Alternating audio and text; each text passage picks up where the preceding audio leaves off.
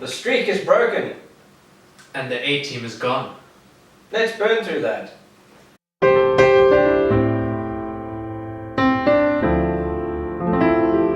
Hi, I'm Nick. And I'm Dax. And this is the Cold Room. We don't have our fire this week, but instead we've got a little highlights package from the last World Cup playing in the background just for your enjoyment. We'll get some big hits in the scenes, some awesome tries, just so that you don't get too bored of us just chatting away. Yeah. And yeah, we're just going to talk about what happened this weekend. The first big one is the Australians have finally beaten a New Zealand team. 700 and something days later. 722 and apparently 44 games? 40 or 44? I can't remember. I know it's in the 40s. So that's a lot of games that they haven't won against the New Zealand opposition. So well done to the Waratahs. Highlanders ill-disciplined, so they had a player sent off early in the game. Well, let's also give credit where credit's due, and that is that the Highlanders were severely undermanned, as were the Chiefs. Yeah, because of the current New Zealand requirements to get them back into for a training camp. For a training camp and all that type of thing. So heavily depleted side, so there was not much that we could say for them. But I read an article this past week where someone was actually saying that, the Australians woohoo beating the New Zealand team, but we mustn't toot our own horns over here in South Africa. And I'm like, but we really should, considering the fact that, bar the one or two results this weekend that didn't go South African team's way, they're fairly good results at the end of the weekend. I mean, a side has to pitch up on the day and play rugby.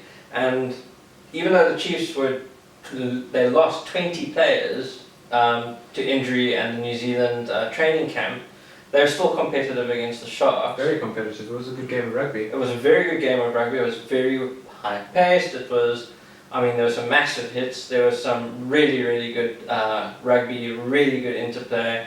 And then the Lions game against the Brumbies, yes, you would say that the advantage in the second half the second half of the second half was purely to the Lions because of first being reduced to 40 men, then reduced to 13 men for those final 20 minutes. So what turned a close game into a more one-sided affair than one would generally like in that type of situation. Yeah, and you got to give it to the Sharks for trying to get their supporters out there on a weekend where television viewership was on other channels other than sports. They organised the big screen to televise the royal wedding in order to draw out crowds to the stadium. Oh, wow. So that they wouldn't be missing out on the wedding if they were at the stadium. Take note, rugby, not royal wedding. Yeah, listen, I watched the wedding and I think it pulled some heartstrings. She looked beautiful. Some ideas came through. We're not going to have a gospel choir at our wedding, but you never know. Okay, I'll give it to him considering he's planning his wedding. But I was tempted to say looking for new co-hosts to start immediately. But hey, listen, your partner is planning your wedding. You just don't know it yet. No, I know. I really, really do know. And I mean, I like the fact that you plans ahead, which makes my life easier. There you go. But the other big thing that I want to talk about is the inability for the Stormers to win away from home this year, which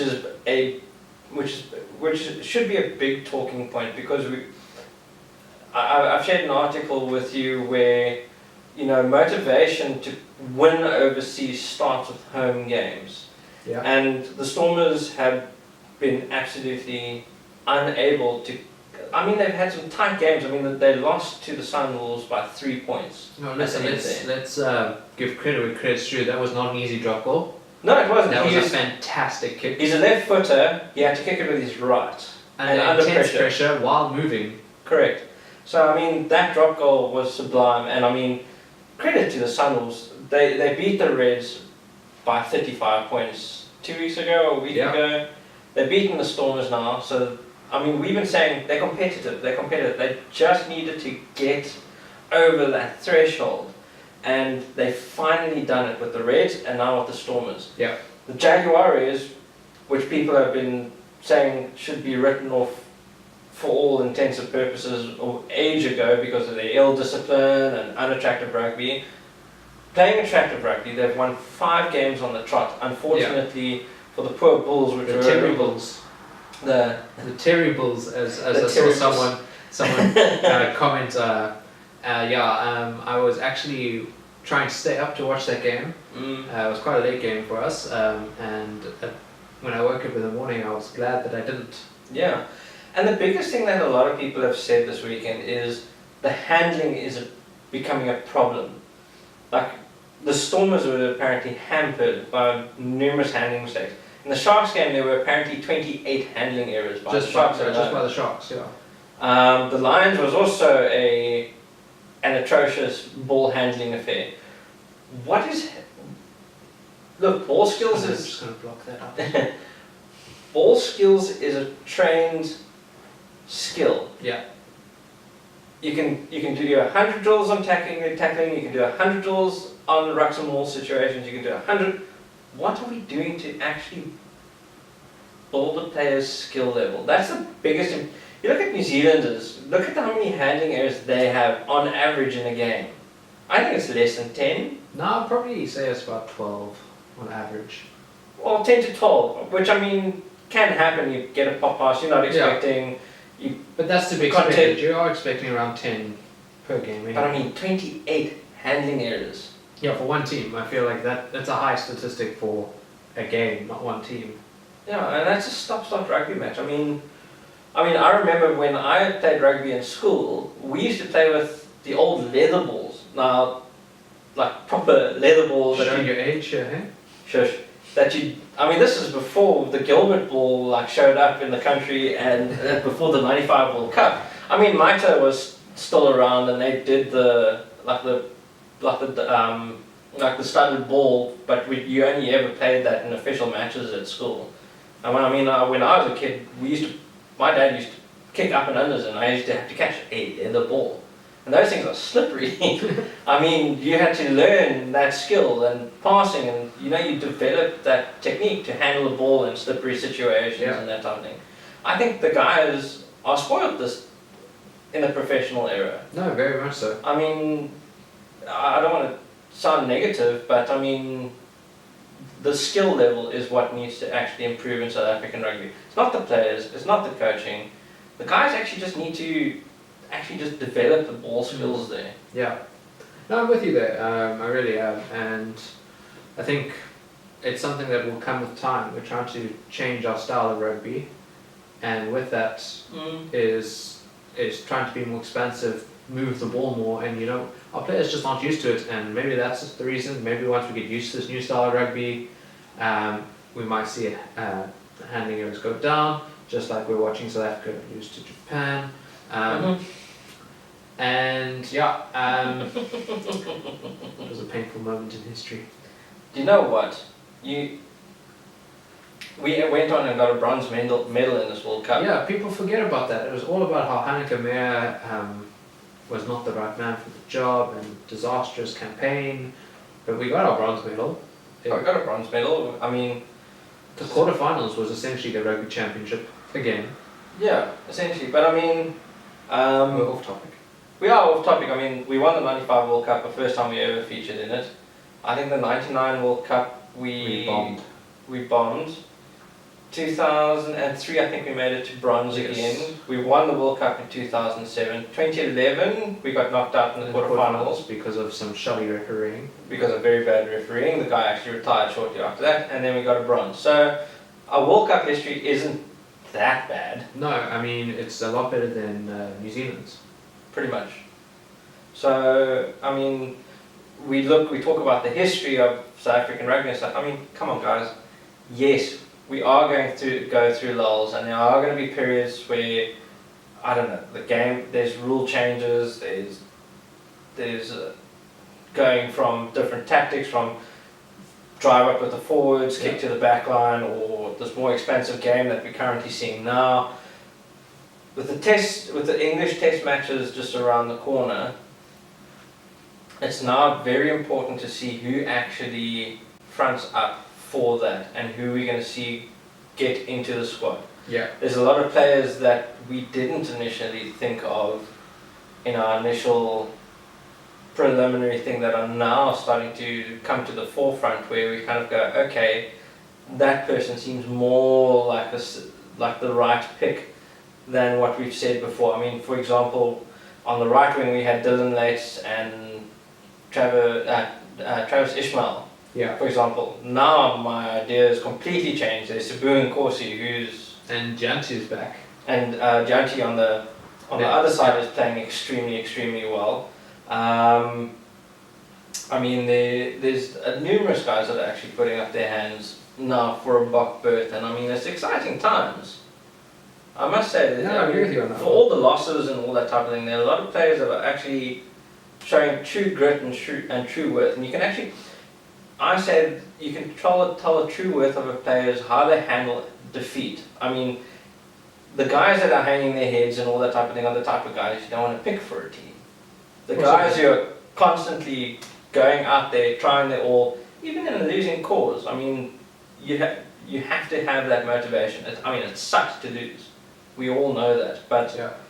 Rusty, please choose guys that show true grit. I mean, even in the face of defeat. I mean, a player who can like go, yeah, it was a loss. You know, I put my all into it. When they get into the winning run, that confidence is going to be massive. And yeah, it's also Rusty, please not follow the Stormers' coaching tactics. No. Because those are, I think that's the main issue, they're confusing everyone. Do you know what? They've got Dobson, who's a Curry Cup winning coach now.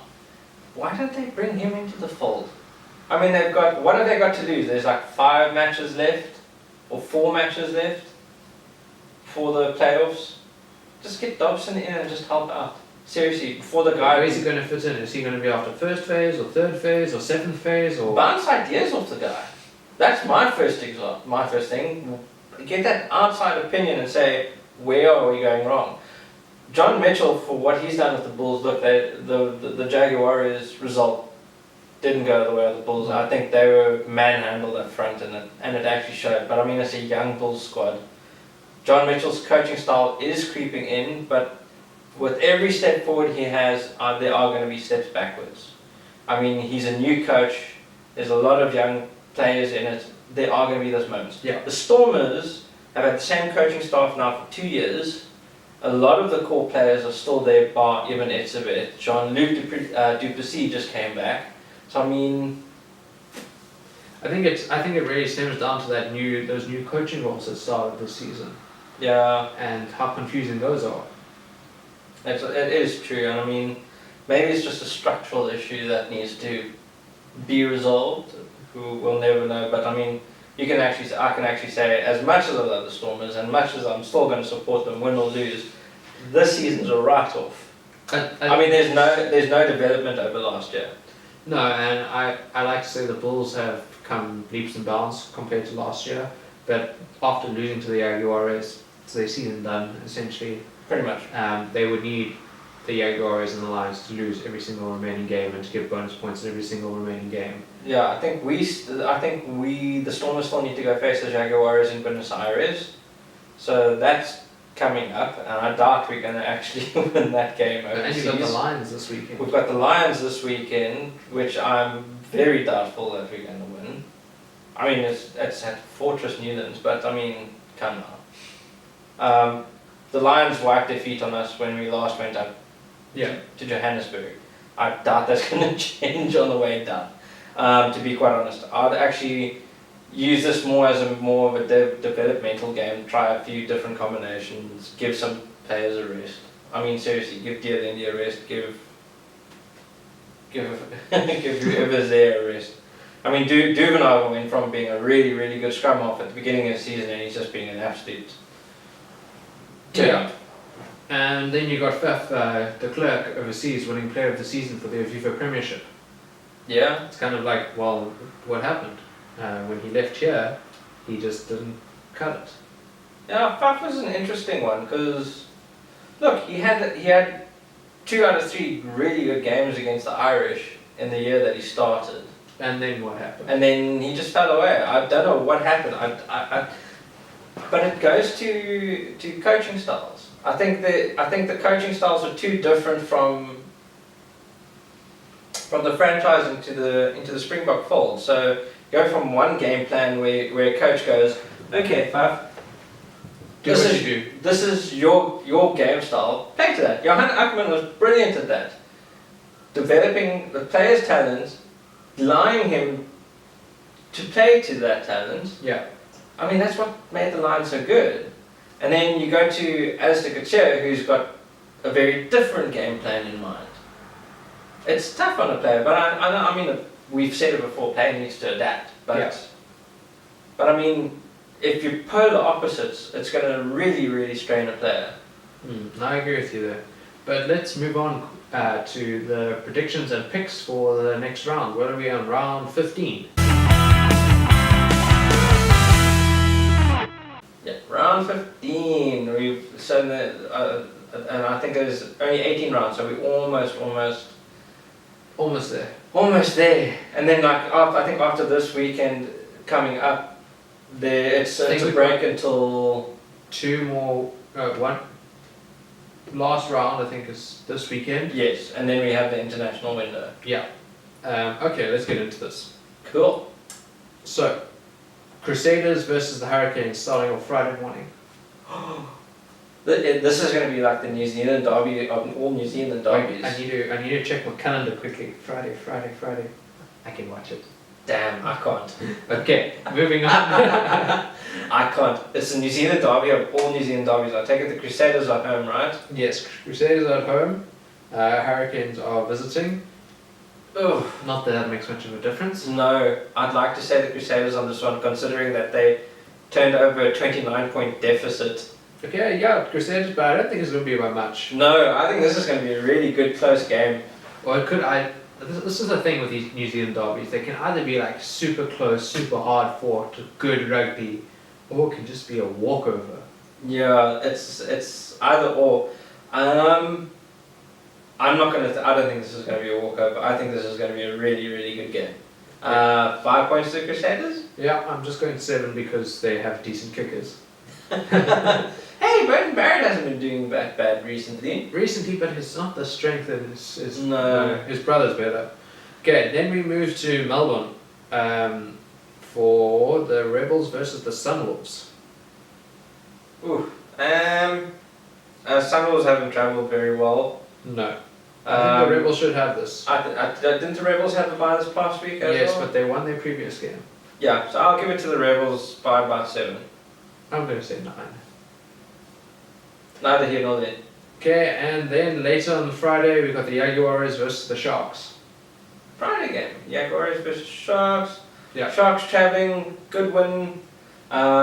Jaguars at home. Off a very good win. Off a very good Or 5 very good. 5 very good wins, yeah. in a row.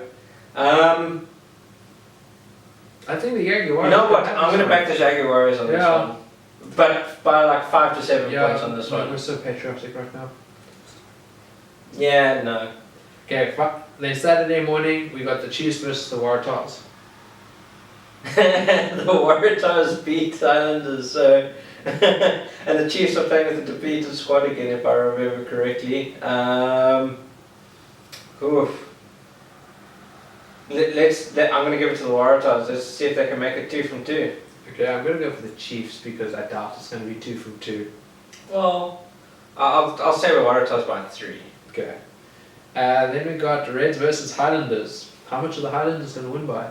Well, if they can keep all 15 players on the field, Highlanders, I'm pretty sure by 7 to 14. Yeah, I'm going for the upper end of that. And then at Loftus we got the Bulls versus the Brumbies.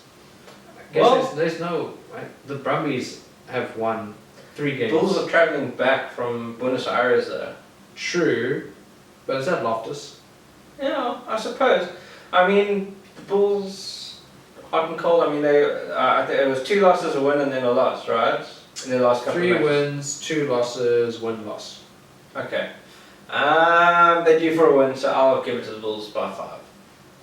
Yeah, I'm with you on that one. I think the Brumbies they're not the same team that they used to be. No, and they need to keep all 15 players on the park too. And then final game is the Stormers versus the Lions.